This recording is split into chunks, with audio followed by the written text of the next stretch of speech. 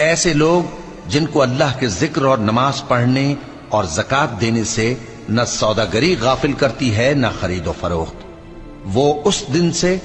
जब दिल खौफ और घबराहट के सबब उलट जाएंगे और आंखें ऊपर चढ़ जाएंगी डरते हैं, ताकि अल्लाह उनको उनके अमाल का बहुत अच्छा बदला दे और अपने फजल से ज्यादा भी अता फरमाए। और अल्लाह जिसको चाहता है बेहिसाब रिस्क देता है। और जिन लोगों ने कुफ्र किया उनके अमाल की मिसाल ऐसी है जैसे मैदान में रेत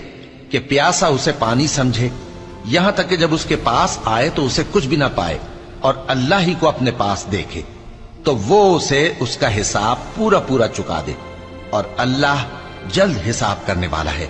या उनके अमाल की मिसाल ऐसी है जैसे गहरे समंदर में अंधेरे